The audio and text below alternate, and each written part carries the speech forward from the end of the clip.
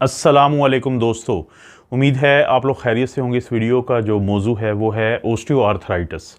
Osteoarthritis के अगर हम लफ्ज़ी मतलब की बात करें तो ओस्टियो का मतलब होता है बोन या हड्डी, और आर्थर जो लफ्ज़ है ये है जोड़ों के लिए, और आइटस कहते हैं इन्फ्लेमेशन को या सोजिश को, यानी हमारी हड्डी और जोड़ ये उसका मसला है। इसको समझाने के लिए मैं आप लोगों को एक बात बताता हूँ कि फ़र्ज़ करें कि ये जो आप देख रहे हैं ये एक जोड़ है जिसकी दो हड्डियां हैं, एक ऊपर वाली हड्डी होती है और एक नीचे वाली।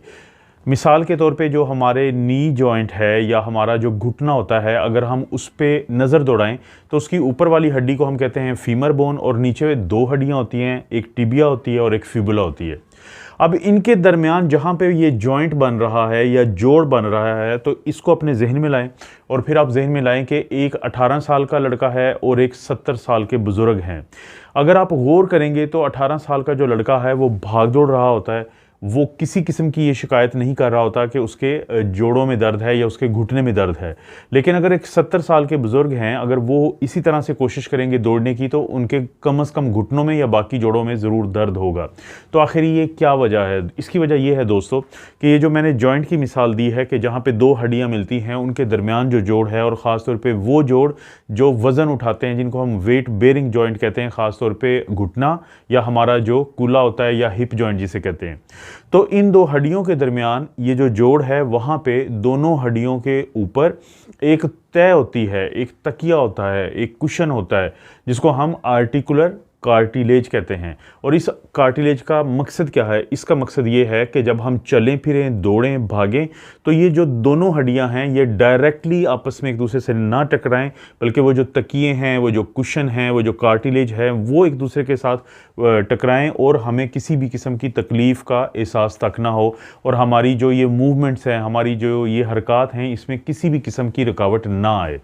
लेकिन होता ये है कि जैसे जैसे उम्र बढ़ती है तो ये जो आर्टिकुलर कार्टिलेज है या ये जो कुशन है या तकिया है, ये टूट फूट का शिकार हो जाता है। मिसाल के तौर पे अगर 90% लोगों के या 100 लोगों के हम एक्सरेज करते हैं नी जॉइंट के, तो उनमें से 90 लोग यानी 90% लोगों के जो जॉइंट हैं घुटने के, वो एक्सरे के ऊपर हमें वो तब्दीलियां मिलेंगी जो तोड़ फोड़ की निशानदेही करती हैं, जो टूट फूट की निशानदेही करती हैं, जो इस चीज़ की निशानदेही करती हैं कि जो वो कार्टिलेज है इन दोनों हड्डियों के ऊपर, तो वो टूट फूट का शिकार होना शुरू हो चुका है। अब होता ये है कि जैसे जैसे किसी की उम्र ज़्यादा बढ़ती जाएगी, 60 साल पे जाएगा, 70 साल पे जाएंगे, तो वो इतनी ज़्यादा टूट फूट हो चुकी होती है कि फिर वो काम जो इन जोड़ों ने सरंजाम देना होता है, जो इन हड्डियों के ऊपर प्रेशर पड़ता है, जिसको हम वेट बेयरिंग जॉइंट कहते हैं, तो बजाय वो तकिए आपस में टकराएं और कुशन और बुफर का काम करें, तो ये हड्डियां एक दूसरे के ऊपर रगड़ खाती हैं, और जब ये हड्डियां रगड़ खाती हैं तो दर्द होता है उन जोड़ों में। उसके अलावा इनका जो काम है वो मुतासर होता है, जो इनका यानी चलने फिरने का काम है। तो इस बीमारी को हम, इस कंडीशन को हम कहते हैं ओस्टियोआर्थराइटिस। और जहाँ तक है सोजिश का, सोजिश बहुत ज़्यादा नुमाया नहीं होती इस बीमारी के अंदर, बल्कि इस बीमारी के अंदर हल्की फुल्की सोजिश होती है, लेकिन बहुत ज़्यादा सोजिश नहीं होती।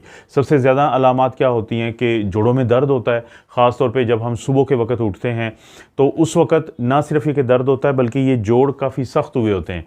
लेकिन फिर जब हम काम शुरू करते हैं तो अगरचे उसके बाद जो जोड़ सख्त हुए होते हैं तो वो तो नरम होते हैं, लेकिन दर्द बढ़ता रहता है जितना ज़्यादा हम काम करेंगे, और जब हम रेस्ट करते हैं तो इस दर्द में कमी आती है। ये कुछ बुनियादी तौर पे इसकी अलामात हैं। दो किस्म की हम ओस्टियोआर्थराइटिस कह सकते हैं। एक तो ये ओस्टियोआर्थराइटिस है कि जैसे जैसे उम्र बढ़ती जाएगी तो हमारे जिस्म के मुख्तलिफ जो जोड़ हैं वो एक एक करके इससे मुतासर हो सकते हैं। उनमें से नुमायाँ जोड़ कौन से हैं? उसमें से नी जॉइंट यानी घुटना है, हिप जॉइंट यानी कि जो कूल्हा होता है, जो कि, और ये दोनों वेट बेयरिंग जॉइंट है।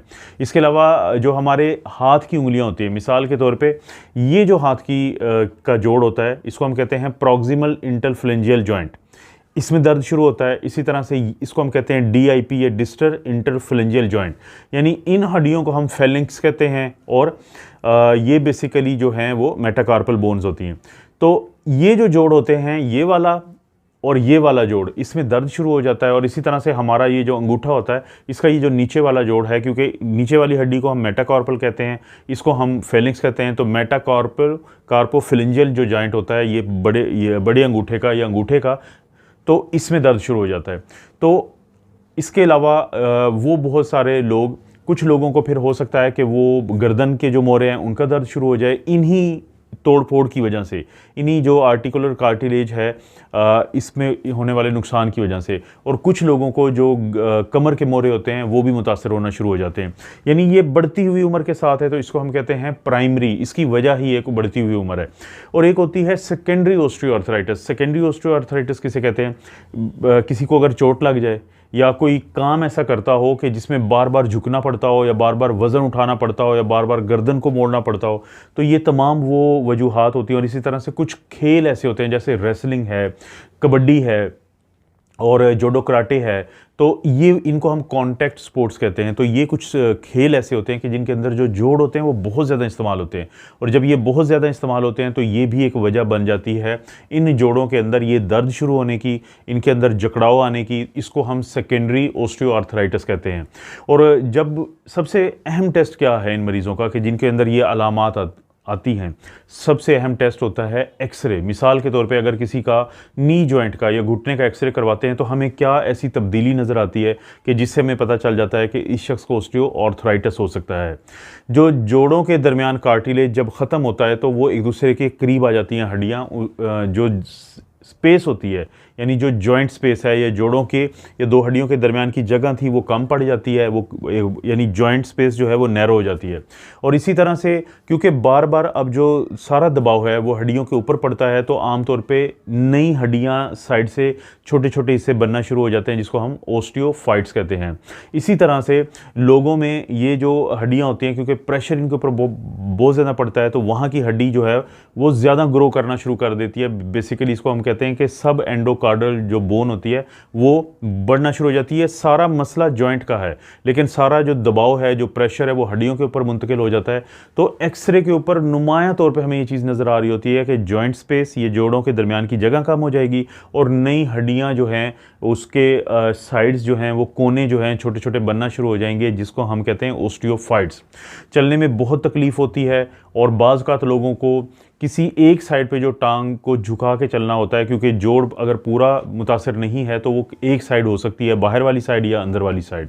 तो ये जो अलामात होती हैं एक्सरे में बता चुका हूँ कि एक्सरे सबसे अहम टेस्ट है। अगरचे कुछ और भी टेस्ट करवा सकते हैं डॉक्टर लेकिन उनकी इतनी ज़्यादा अहमियत नहीं होती। तो सबसे जो इम्पॉर्टेंट बात है वो ये कि इसका इलाज कैसे किया जाता है। जो ओस्टियोआर्थराइटिस है इसके इलाज में सबसे अहम ये है कि अगर किसी का वज़न ज़्यादा है तो वो अपने वज़न को कम करें, उससे बहुत ज़्यादा फ़र्क पड़ जाता है। इसके अलावा अगर आपकी जॉब की नौइयत ऐसी है कि जिसमें आपको बार बार झुकना पड़ता है क्योंकि वो लोग जो बार बार झुकते हैं तो उनके जो कमर के मोरे हैं वो भी इसी टूट फूट का शिकार होते हैं। तो कोशिश करें कि अपना वो जो जॉब है या अपना काम की नौइयत है उसको तब्दील करें ताकि उससे बहुत फ़र्क पड़ेगा। इसी तरह से कोशिश करें कि जो फ़िज़ियोथेरेपी है वो बड़ी अहम होती है। इसकी कुछ एक्सरसाइजेज़ होती हैं कि आपका जो जोड़ भी मुतासर है उसकी जो एक्सरसाइजेज़ की जाती हैं तो उससे बहुत ज़्यादा फ़र्क पड़ जाता है, फिजियोथेरेपी से फ़र्क पड़ जाता है। इसी तरह एक हाइड्रोथेरेपी होता है कि जो पानी के अंदर अगर आपको मूवमेंट, आपको हरकत कराई जाती हैं, कुछ एक्सरसाइजेज़ करवाई जाती हैं तो उससे बहुत ज़्यादा फ़र्क पड़ जाता है। और वज़न आप कम करते हैं तो क्योंकि हम बार बार एक मैं लफ्ज़ इस्तेमाल कर रहा हूँ कि वेट बेयरिंग जॉइंट, कि ये वो जोड़ होते हैं जिनके ऊपर ये सारा वज़न का दबाव पड़ता है। तो अगर आप वज़न कम किया जाता है तो उससे बहुत ज़्यादा फ़र्क पड़ जाता है। इसके अलावा फ़र्ज़ करें किसी के घुटने का मसला है तो अगर वो कोई साथ छड़ी इस्तेमाल करेंगे क्योंकि छड़ी उस तरफ पकड़नी होती है कि जो ठीक है जो पाँव, ताकि चलते हुए वो पाँव जो मुतासर है उसका जो दबाव है वो भी डाला जाए उस छड़ी के ऊपर, उससे बहुत फ़र्क पड़ता है। बाज़ औक़ात जो वॉकर होता है उसकी मदद ली जाती है, उससे बहुत ज़्यादा इन मरीज़ों को फ़ायदा होता है। और बाज़ औक़ात जैसे मैंने कहा था कि अगर पाँव का जो अंगूठा है या हाथ का जो अंगूठा है उसका जो पहला जोड़ है उसका मसला है तो डॉक्टर यहाँ पे स्प्लिंट लगा देते हैं। स्प्लिंट क्या होते हैं? वो होते हैं कि ताकि जो दबाव है, जो प्रेशर है इन हड्डियों के ऊपर उसको कम किया जाए। इसी तरह से जो नी जॉइंट हैं उनके लिए भी कुछ ब्रेसेस होती हैं, कुछ उसके लिए भी कुछ इस किस्म के आपको वो एक इक्विपमेंट या आला दिया जाता है लगाने के लिए जिसकी वजह से उन हड्डियों के ऊपर जो प्रेशर है वो कम हो जाता है। तो ये तो वो है जिसको हम नॉन फार्माकोलॉजिकल ट्रीटमेंट कहते हैं। इसके अलावा फिर बात आती है फार्माकोलॉजिकल ट्रीटमेंट, जो दवाइयों की मदद से इलाज किया जाता है।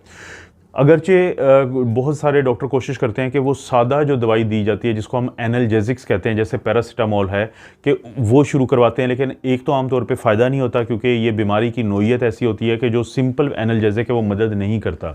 और दूसरी वजह ये होती है कि जो पैरासीटामोल होती है वो जिगर के लिए बहुत बेहतर नहीं होती, तो जिगर के मरीज़ों को नहीं दी जा सकती, और इसी तरह से लोगों के जिगर को बचाने के लिए भी कोशिश होती है कि पैरासीटामोल ज़्यादा ना दी जाए।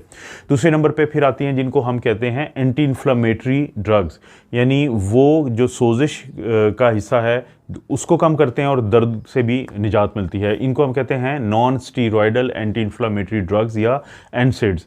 ये जो दवाइयाँ होती हैं बड़ी मशहूर हैं, ये डाइक्लोफेनेक है, ये सारे जेनरिक नेम मैं अब जिक्र करने लगा हूँ। डाइक्लोफेनेक सोडियम है, डाइक्लोफेनेक पोटेशियम है, इसी तरह से आइबुप्रोफेन है, इसी तरह से नेप्रोक्सिन है। तो ये मुख्तलिफ़ किस्म की दवाइयाँ हैं जो दर्दों के लिए दी जाती हैं, लेकिन इसमें बहुत ज़्यादा ख्याल रखा जाता है दो तीन चीज़ों का, कि अगर कोई मैदे का मरीज़ है, मैदे के अल्सर का मरीज़ है, तो उसको बहुत एहतियात से दी जाती है। कोशिश की जाती है साथ मैदे की जो दवाई है, जो प्रोटॉन पंप इनहिबिटर है, वो भी साथ शुरू करवाई जाए। इसी तरह से अगर किसी की उम्र ज़्यादा है, कोई शुगर का मरीज़ है, किसी के गुर्दों का मसला है पहले से, या कोई जिगर का मरीज़ है, या फिर वो मरीज़ है कोई जो पेशाब आवर दवाइयाँ खा रहा है, तो इन तमाम लोगों को जब दर्दों की ये नॉन स्टीरॉयडल एंटी इन्फ्लेमेटरी दवाइयाँ दी जाती हैं तो एहतियात की जाती है कि क्योंकि ये गुर्दों पर भी असरअंदाज हो सकती हैं दवाइयाँ, और ये मैदे को भी नुकसान पहुंचा सकती हैं अगर एहतियात ना की जाए।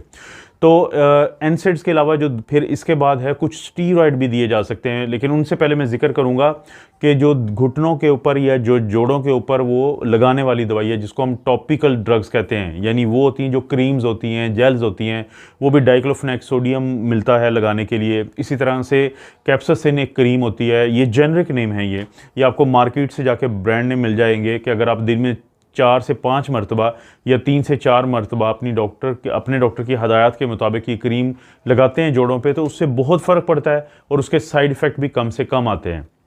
उसके बाद बहुत सारे लोग हैं जो कोशिश करते हैं कि वो उनको कुछ और भी दवाइयाँ डॉक्टर दे सकते हैं, जैसे कॉन्ड्राइटन सल्फेट नामी एक दवाई को कॉम्बिनेशन में हम ग्लूकोजामीन के साथ देते हैं, तो उससे भी जो कार्टिलेज ख़त्म हुआ होता है, जो जोड़ों के दरमियान वो कुशन कम हुआ होता है, तो उसको बढ़ाने में मदद मिलती है।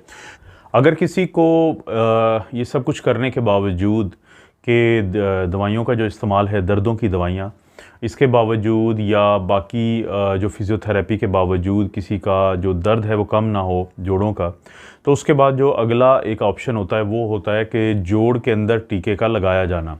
अब ये 3 किस्म के हमारे पास ऑप्शन होते हैं, और ये ज़हन में रखें कि ये आर्जी ऑप्शन है कि 3 से 6 महीने के लिए आमतौर पे ये काम करते हैं या साल के लिए काम करेंगे और फिर उसको दोबारा लगाना पड़ता है। तो हमारे पास 3 ऑप्शन होते हैं। एक तो ऑप्शन ये होता है कि हम स्टीरॉयड, एक ट्राइएम्सिनोलोन नामी एक ये जेनरिक नाम है, ये स्टीरॉयड होता है, तो एक जो माहिर बंदा जो जोड़ के अंदर ये टीका लगा सकता हो तो ये इंजेक्शन लगाता है। तो स्टीरॉयड का इंजेक्शन आमतौर पे 3 से 6 महीने के लिए कारआमद होता है, जिसको फिर दोबारा लगाना पड़ता है। और इसी तरह से जो दूसरी ऑप्शन है हमारे पास वो है हाइलुरोनेट की या हाइलुरोनिक एसिड की। तो ये भी एक माहिर शख्स जो है जो जॉइंट के अंदर ये इंजेक्शन लगाता है, तो इसका भी 6 महीने से 1 साल तक फ़ायदा हो सकता है। इसके अलावा एक नई जो ऑप्शन है वो आरपीआर की है या पीआरपी की है कि plasma rich, platelet rich plasma इसे कहते हैं, कि जो प्लेटलेट्स होते हैं, जो हमारा खून जब भी हमें चोट लगती है और हम अपने हाथ को दबाते हैं कि वहाँ से खून ना निकले, ये प्लेटलेट्स ही होती हैं जो आपस में जुड़ के तो खून को बाहर निकलने से या बहने से रोकती हैं। अब किसी का ब्लड लेके यानी 60 से 100 ml के दरमियान उसको लेबॉर्ट्री के अंदर सेंट्रीफ्यूज एक मशीन होती है उसमें डाला जाता है। उसके बाद वो हिस्सा अलहदा कर लिया जाता है जिसके अंदर ज़्यादा से ज़्यादा प्लेटलेट्स होती हैं, और उसको फिर इंजेक्ट कर दिया जाता है एक नीडल की मदद से जॉइंट के अंदर।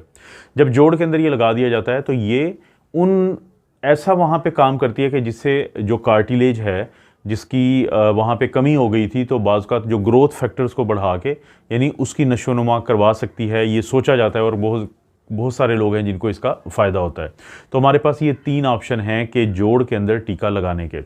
अगर ये सब कुछ नाकाम हो जाए, अगर जो मसला है वो शिद्दत इख्तियार कर जाए, चलना फिरना दूभर हो जाए, और बाज़ औक़ात तो जो ऑस्टियोआर्थराइटिस का मरीज़ है उसको सोने में भी बड़ा मसला होता है, क्योंकि वो किसी ख़ास पोजीशन में अपने पाँव को या जोड़ जो होता है 2 हड्डियों के दरमियान उसको रखने में तकलीफ़ पेश आती है।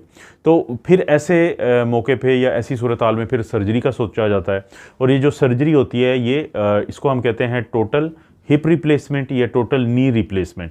तो टोटल भी होती है, पार्शल भी होती है, लेकिन जो आपका ऑर्थोपेडिक सर्जन है या जो भी आपका डॉक्टर है जिसको आप दिखा रहे हैं, वो आपकी सूरत हाल को देखते हुए आपको नी रिप्लेसमेंट या हिप रिप्लेसमेंट की ऑप्शन दे सकता है, इस चीज़ पे देखते हुए कि आपका कौन सा जो जोड़ है वो ज़्यादा इसमें प्रॉब्लम कर रहा है।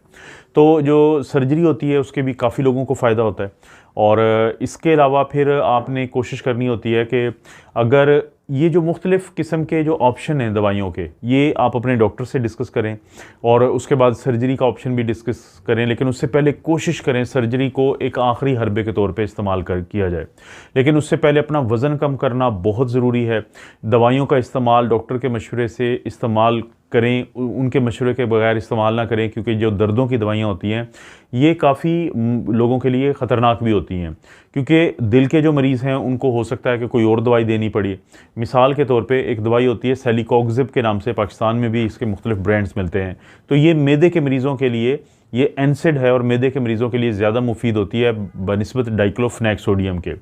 अब अगर किसी को डाइक्लोफेनेक सोडियम देना हो तो उनको हो सकता है क्रीम ज़्यादा उनके लिए बेहतर रहे बनिस्बत इसके कि उनको गोलियां या कैप्सूल दिए जाएं। तो ये जो और अगर कोई शख्स फ़र्ज़ करें कि डिस्प्रिन ले रहा है, तो जो एस्प्रिन है वो भी एक एनसिड है, लेकिन उस वक्त में अगर दर्द की कोई और दवाई देनी है तो उसका देखना पड़ता है कि जो एस्प्रिन ले रहे हैं दिल के अटैक को या फालिज के अटैक को से बचने के लिए, कहीं उसका काम तो ये मुतासर नहीं करेगी दवाई। तो इन तमाम चीज़ों को आपका डॉक्टर ही जायज़ा ले सकता है। लेकिन जो ओस्टियोआर्थराइटिस का मरीज़ है उसको चाहिए कि वो इन चीज़ों के बारे में ज़्यादा से ज़्यादा वो इल्म रखें, अपने डॉक्टर के साथ भी डिस्कस करें। जितना ज़्यादा उनके पास इल्म होगा उतना ज़्यादा उनमें बेहतरी आएगी। और ये वक्त के साथ, उम्र के साथ, बढ़ती हुई उम्र के साथ होने वाली एक ऐसी बीमारी है कि जिसको आप अपना लाइफस्टाइल को थोड़ा तब्दील करके उसमें बहुत ज़्यादा बेहतरी ला सकते हैं। दोस्तों, आप अपना और अपनी फैमिली का ख्याल रखें। अल्लाह ताला आपको और आपकी फैमिली को हर किस्म की बुराई, बीमारी और आजमाइश से महफूज रखे।